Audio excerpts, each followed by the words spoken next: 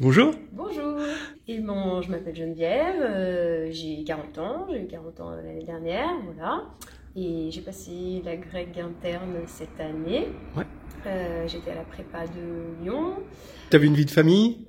Oui, j'ai 2 enfants. Oui, d'accord. J'ai 2 enfants, je suis une famille recomposée, donc j'ai 2 enfants et j'ai une belle fille, voilà. Donc c'était pas simple à gérer toute l'année, le fait de se remettre dans les cours, tout travailler. Après, moi j'avais le congé de formation cette année, donc je pense que ça a quand même aidé. Mais c'était quand même un gros investissement pour tout le monde à la maison. Et donc ça fait combien de fois que tu le passes? C'est la première fois. Première fois. Et donc t'étais partie de zéro. Donc ça faisait ouais.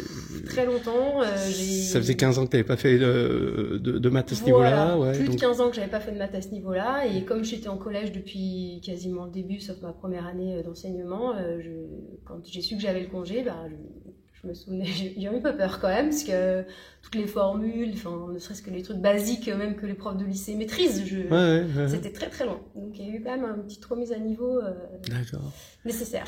Ok. Voilà. Et donc ton rythme de travail, ça a été dès que j'ai su le congé, je me suis déjà bien remis à niveau terminal, en me disant qu'il faut que on reparte du même point que ceux qui sont profs. Le congé, tu l'as su en... Je l'ai su en avril, le congé. Donc déjà pendant, je dirais, un mois, j'ai refait tout le programme de terminal pour être sûr d'avoir les bases de que les autres profs qui sont au lycée.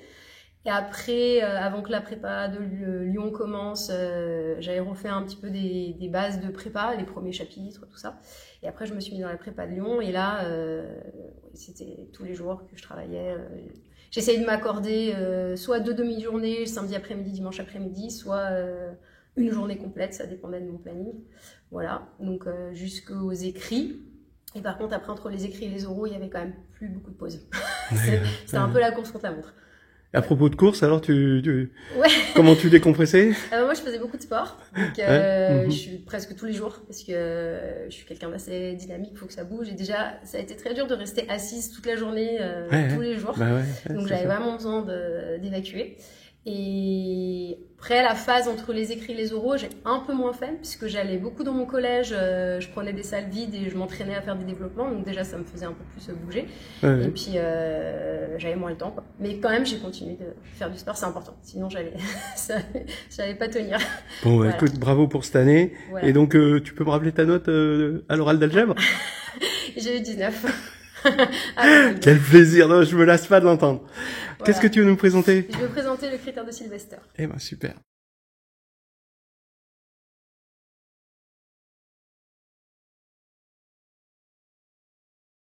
Alors, je vais présenter le critère de Sylvester. Donc, on va considérer une matrice symétrique réelle. Dans un premier temps, je vais montrer que les symétriques définies positives, si et seulement si, pour tout cas entrant en n, delta k strictement positif, donc c'est-à-dire si tous ces mineurs principaux sont strictement positifs. Et dans la deuxième question, on va supposer que tous ces mineurs principaux sont non nuls. On va définir delta 0 comme étant égal à 1. Et pour tout cas entre 1 et n, on définit epsilon k qui va être delta k sur valeur absolue de delta k, qui va représenter le signe en fait de delta k, et sigma k qui sera epsilon k sur epsilon k-1 qui va représenter le changement de signe entre delta k-1 et delta k. Et on va montrer que la signature de A, c'est RS, où R va être le nombre de 1 dans la suite sigma k pour k entre 1 et n, et S le nombre de -1 dans cette même suite. D'accord. Voilà. Juste pour donner une idée, d'abord, le delta 1, pour tout le monde, ça va être... C'est quoi delta 1? Delta, c'est A11. C'est A11, voilà. Delta 2... c'est le déterminant de A11, A12, A21, A22. Etc., etc. D'accord, donc pour tout le monde, voilà. C'est clair. Et donc, on regarde la suite des changements de signes. Très très bien. Voilà. Ok, alors on peut démarrer. Ça démarre maintenant. Alors, première question. Donc, je vais déjà faire l'implication dans ce sens. Donc, on va supposer... supposons que A soit définie positive.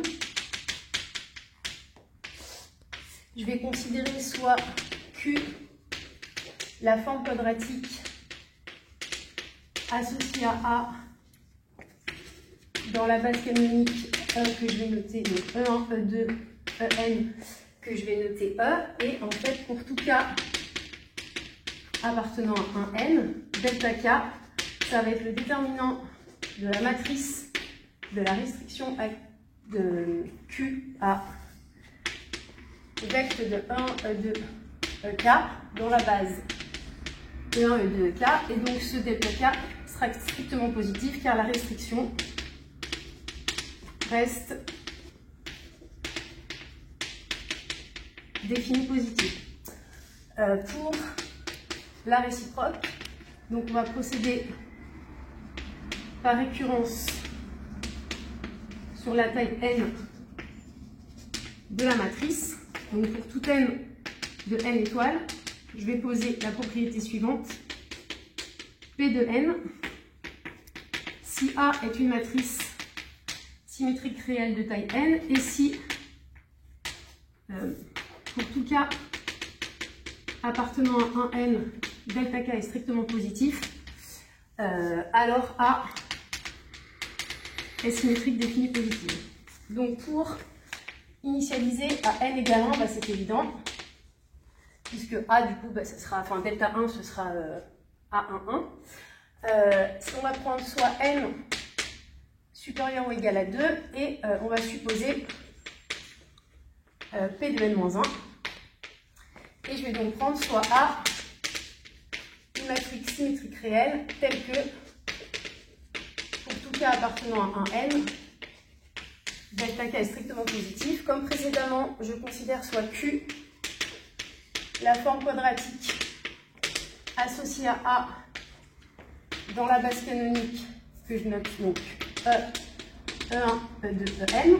Je vais poser soit H l'hyperplan engendré par E1, E2 jusqu'à En-1. Si je considère la matrice de la restriction de Q à H dans la base E1 jusqu'à En-1, c'est une matrice AN-1 qui est symétrique réelle de taille N-1, et tous les mineurs principaux de AN-1 sont strictement positifs, parce que ce sont les mêmes que ceux de A. Donc par hypothèse de récurrence, on a AN-1 qui est symétrique définie positive, donc la restriction de Q à H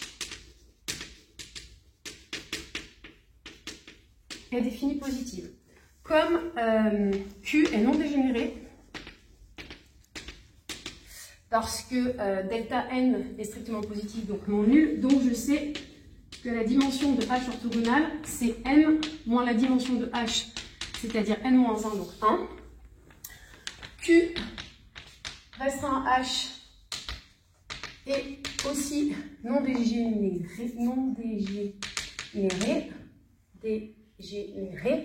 donc je sais que H inter H orthogonale est réduit à 0. On a donc une décomposition Q orthogonale. Rn est égal à H plus H orthogonale, c'est-à-dire H plus R V, puisque H orthogonale est de dimension 1, avec V qui est non nul et V qui est dans H orthogonale. Si je considère la base A', E1, E2, En-1, V, je pose V, la matrice de Q dans cette base A', elle va être de la forme AN-1, Q de V, 0, 0. Je sais que A et B codent la même forme quadratique, donc il existe P inversible, tel que B égale P transposé à P, d'où le déterminant de B est égal au déterminant de P transposé à P, et comme déterminant de AB égale déterminant de BA, je vais obtenir déterminant de P, le tout au carré, déterminant de A. Ceci est strictement positif, ceci est strictement positif par hypothèse puisque c'est delta N, donc c'est strictement positif.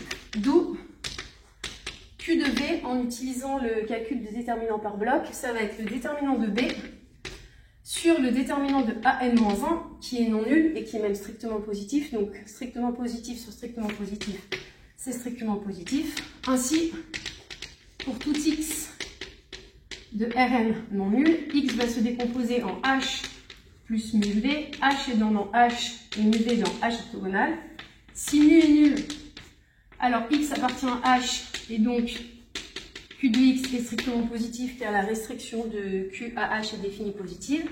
Et sinon, mu est non nul. Et comme on a une décomposition qui est q orthogonale, q de x ça va être q de h plus mu carré q de v. Ceci est positif éventuellement nul si h est nul. Et mu est strictement positif. Donc mu carré est strictement positif, q de v est strictement positif. Donc ceci est strictement positif. Donc q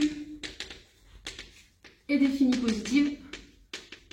Donc a et dans Sn plus de R est défini positif. On a donc P de N, ce qui achève la preuve. Je passe à la question 2. Je vais aussi raisonner par récurrence sur la taille N de la matrice. Donc je vais initialiser pour N égale 1. A, ça va être en fait delta 1. Et epsilon 1, ça va donc être...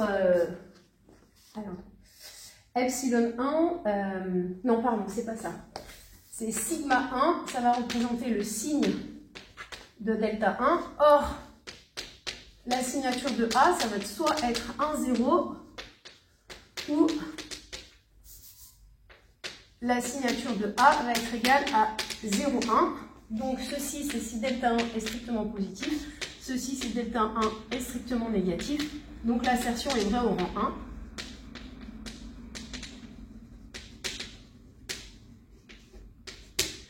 1. Ensuite, je vais prendre soit n supérieur ou égal à 2.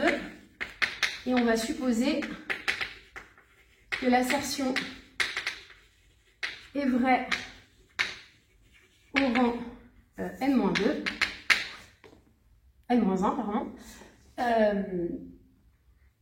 Je vais donc prendre une matrice soit A, une matrice symétrique réelle, telle que pour tout cas appartenant à un n,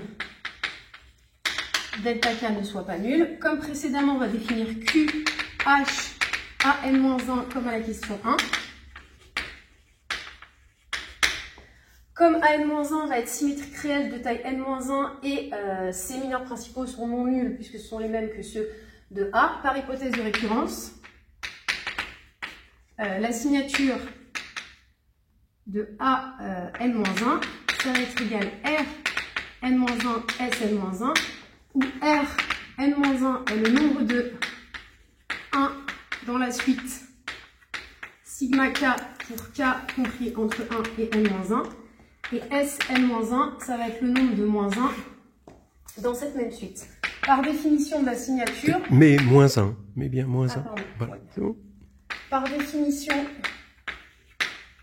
de la signature, il existe une matrice Pn-1 dans Gl-1 de R, telle qu'on est Pn-1 transposé à n-1p, qui soit égal à I Rn-1 moins I Sn-1. Et on va avoir que le déterminant de AN-1, c'est-à-dire delta N-1, est de même signe que le déterminant de cette matrice que je vais appeler, je n'ai pas trop la place, Sn-1, qui est une matrice de Sylvester, que les déterminants de Sn-1, donc c'est-à-dire que on a epsilon n-1 qui est égal à moins 1 puissance Sn-1. Je vais considérer soit F1, F2, Fn-1, base de H, telle que Pn-1, ce soit la matrice de passage qui permet de passer de E1, En-1 à F1 jusqu'à Fn-1. Et comme précédemment, Q et Q restreint H sont non dégénérés, les deux non dégénérés. Donc je vais encore avoir une décomposition Q orthogonale. Rn, ça va être H plus H orthogonal avec H orthogonal qui sera de dimension 1. Donc H plus par exemple R Fn, où Fn n'est pas nul et Fn est dans H orthogonal. Si je considère la matrice de Q, alors, pardon, je pose F, la base F1, F2, Fn-1 qui avait complété par Fn. La matrice de Q dans cette base F, ça va être du coup I Rn-1 moins I Sn-1 Q de Fn avec Q de Fn qui n'est pas nul en utilisant le déterminant par bloc. Ce déterminant n'est pas nul, Q de Fn n'est pas nul. On va poser Zn qui représente plus ou moins 1 le signe de Q de Fn. Et donc cette matrice, la matrice de Q dans la base F, je vais pouvoir l'écrire I Rn-1 I Sn-1 racine carrée de zn Q de Fn que multiplie I Rn-1 moins I Sn-1 zn.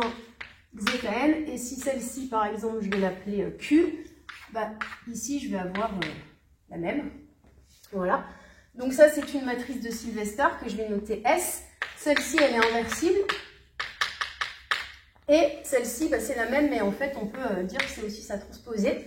Donc, je remarque que A et la matrice de Q dans la base F sont congruentes. Ou alors, je vais écrire A est congruente à la matrice de Q dans cette base F, qui est elle-même congruente à S. Donc, le déterminant de A, c'est-à-dire delta n, est de même signe que le déterminant de S, c'est-à-dire que epsilon n, c'est égal à moins 1 puissance Sn-1.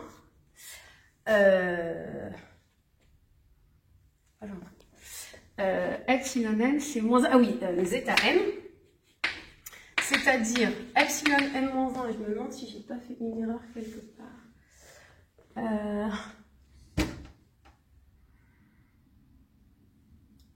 Non, c'est bon, j'avais bien mis epsilon n-1,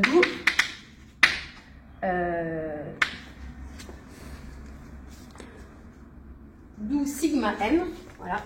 Sigma n, c'est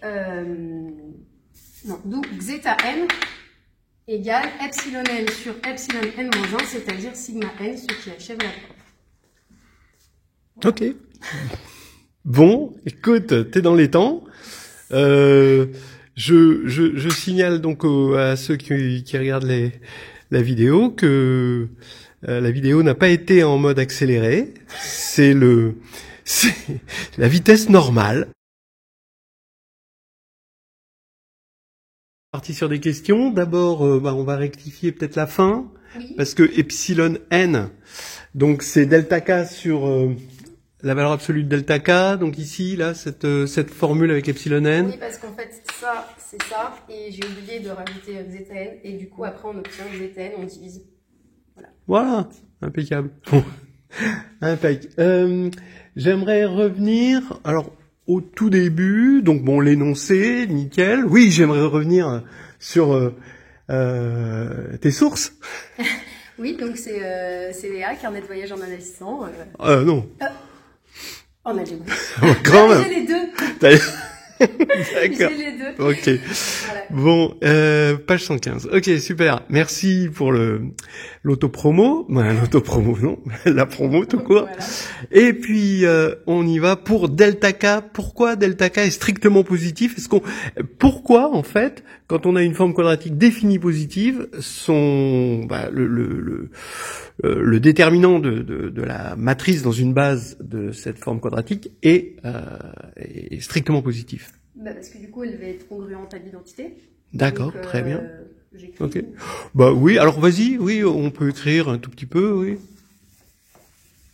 Efface pas tout pour garder un petit peu l'énoncé, ouais. Donc si on a A qui est symétrique définie positive, comme elle est congruente à l'identité, il existait dans GN2R tel que A égale P transposé INP. Ouais. Et donc du coup, P transposé P, et quand je passe au déterminant, ça va faire le déterminant de P, P carré, donc strictement positif.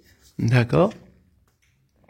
Et pourquoi alors pourquoi une matrice symétrique définie positive est forcément congruente à l'identité? Sa matrice de Sylvester, c'est l'identité. Ouais, sa matrice de Sylvester, c'est l'identité. Ouais. Une autre. Parce qu'on peut utiliser Gram-Schmidt. Gram-Schmidt, oui. Et dans ce cas-là, si on utilise Gram-Schmidt, qu'est-ce qu'on peut dire de P, de la matrice de passage, là? Elle est triangulaire. Ouais, triangulaire, très bien. Bon, très bien. On continue. Alors, tu as pas mal parlé de non-dégénérescence, qu'est-ce que ça veut dire qu'une forme quadratique est non dégénérée? Ça veut dire que le noyau est réduit à 0. Alors, qu'est-ce que c'est que le noyau d'une forme quadratique? Oui, tu peux l'écrire, oui. Tu peux effacer en haut. Du coup, j'efface... Non, on va garder. Oui, vaut mieux effacer ça. Si je considère B la forme linéaire associée à Q, donc tiers de B, ça va être l'ensemble des X de l'espace vectoriel E, tel que pour tout Y appartenant à E, on est B de XY qui est égal à 0. D'accord. Donc si le noyau est réduit à 0, ça veut dire que le seul élément, donc pour tout Y, ceci est nul, c'est juste 0. D'accord. Et qu'est-ce que tu peux dire, par exemple, donc du noyau de la forme restreinte à H, donc de Q restreint à H? Bon, tu as dit quart de B, mais bon, on aurait pu dire quart de Q. Et donc de quart de Q restreint à H, comment on peut exprimer? Ça va être la même chose, mais ici à la place de E, on va mettre H. D'accord. Donc ça va correspondre à finalement H inter H orthogonal. D'accord. Donc on peut l'écrire. Oui. Du coup, je mets tiers de mon Q restreint à H. C'est l'ensemble des X de H, tel que pour tout Y dans H, B de XY égale 0. Donc c'est H inter H orthogonal. Très bien. Ok. Et alors, pourquoi donc lorsque la restriction est non dégénérée, H et H orthogonal sont en somme directe, ce que tu as utilisé 2 fois dans... Parce qu'on a la dimension, comme la forme Q est non dégénérée au départ, je sais qu'on a la dimension dim de H orthogonal, c'est dim de E moins dim de H, et plus le fait que l'intersection soit réduite à 0, donc c'est en somme directe. Très bien, très bien, ouais, ok. Est-ce que tu peux donner un exemple de forme quadratique non dégénérée et dont une restriction serait dégénérée? Je sais que ça existe. En dimension 2. En dimension 2.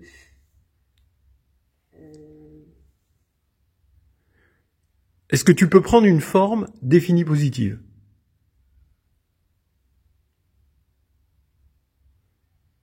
Mais si c'est... Oui. Si la forme bilinéaire est définie positive, oui. Il me semblait que tous les sous-espaces étaient réguliers. Voilà, c'est ça. Donc, tous les sous-espaces. Bah oui, c'est ce que tu as utilisé tout à l'heure. D'accord. Oui. Donc non. Tu vas pas la prendre définie négative non plus pour des raisons symétriques.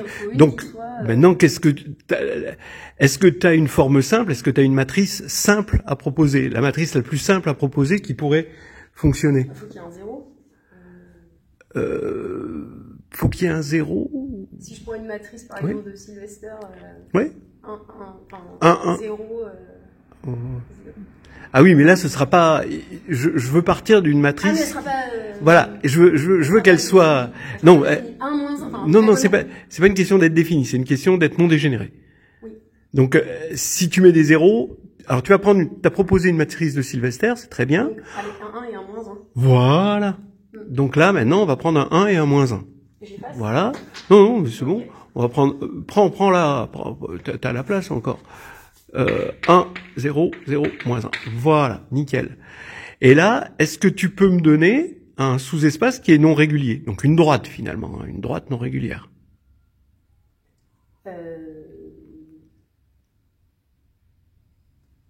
Je sais. Ça arrive, hein? T'as le droit. Hein. Qu'est-ce que ça voudrait dire? Ça voudrait dire au niveau de l'intersection, la droite inter. Ça serait pas que. La droite orthogonale. Ça serait pas qu'un seul point. Ce serait pas juste 0. Oui. Donc ce serait une droite. Qu'est-ce que ça veut dire que H inter H orthogonale, c'est pas 0? Qu'est-ce que ça peut être si H c'est une droite? Du coup, même. C'est elle-même. D'accord? Donc ça veut dire que H égale H orthogonale. H égale H orthogonale. Donc ça veut dire, qu'est-ce qu'on peut dire de Q sur H? Si H c'est égal à son orthogonale.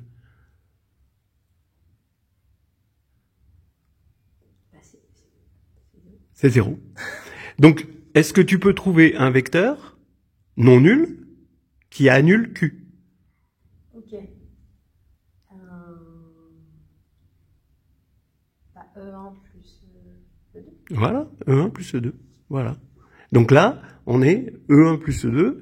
Si on fait Q de E1 plus E2, ça va faire Q de E1 plus Q de E2 plus 2 fois B de E1 E2. Qui donc ça qui est 0. Et ça va faire 1 moins 1. Nickel. Bah voilà.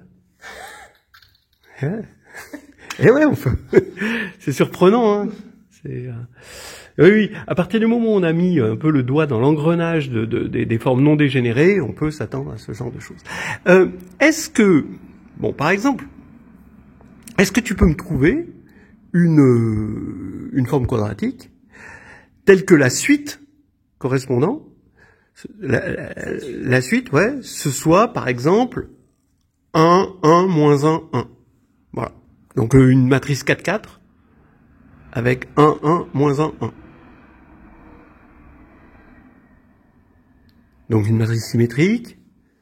En utilisant la matrice de Sylvester. Eh oui, vas-y. Je veux... ouais. J'ai fait ça. Ouais. Donc la suite des delta K, hein, d'accord? Je veux que la suite des delta K, ce soit, ou des epsilon K, oui. Par exemple, ce soit 1, 1, moins 1, 1. 1, moins 1. Bah, ça veut dire que dans la signature, on a 3 1 et 1 moins 1. Oui, vas-y. Attention. Vas-y. Non, mais on se tente. Alors là, ça va faire, la suite, ça va être 1, 1, 1, moins 1. Moi, je veux 1, 1, moins 1, 1. Ah non, change pas l'ordre. C'est pas... 1, moins 1, 1. Donc, je ferai comme ça. Alors là, j'ai... Combien il y a dans 1, 1, moins 1, 1? Ah, combien il y a de changements de signe? Eh oui. Il y a un seul changement de signe. 1, 1, ouais. Là ici, tu as 2 changements de signe. Il y en a 2. Voilà. Il y en a 2. Donc... 1, 1, moins 1, 1. Donc ici, ça va faire quoi? Là, ta suite des changements de signe, c'est 1, 1. Non. Si ça se trouve, c'est juste 1, 1, ok. Ensuite, moins 1. Et ensuite, ça fait moins 1, donc le changement de signe, c'est 1. Oui, donc c'est juste. Oui, c'est bon. C'est moi qui... Ouais. Je savais même plus ce que je t'avais demandé. Ok. Bon, bah nickel. J'ai vraiment rien à ajouter. C'est vraiment impeccable. Si, un petit peu de topologie. Qu'est-ce qu'on peut dire topologiquement? Quel attribut topologique tu peux donner à l'ensemble des matrices symétriques, d'accord, de Sn de R, tels que les mineurs principaux sont non nuls?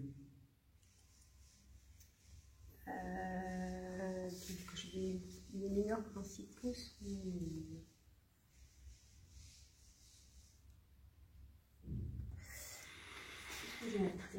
Non, t'as pas besoin, t'as rien besoin ici, c'est juste un a priori qui a pas besoin du développement. Les mineurs principaux sont non nuls. Donc t'as des Tu as des fonctions qui sont non nulles. C'est défini par la non-nullité de... donc le déterminant étant continu. Oui. Ça va être... si je considère l'application qui a une matrice qui lui associe les mineurs principaux, ça va être l'image réciproque de R privé de 0. Alors, les mineurs principaux, t'as plusieurs mineurs principaux, t'as pas qu'un seul zéro. Donc, on peut dire avec des intersections. Tu peux le dire avec des intersections, juste pour un mineur principal. Ça va faire R moins 0. Oui. Parce que c'est continu. Et maintenant, tu veux... Ah oui, et donc je veux une intersection. Donc ça, c'est ouvert. Et donc c'est une intersection ouverte. Faut qu'elle soit finie. Fini, et c'est fini. Donc impeccable. Et donc ça... C'est bon. Nickel. Allez, on arrête là. Merci.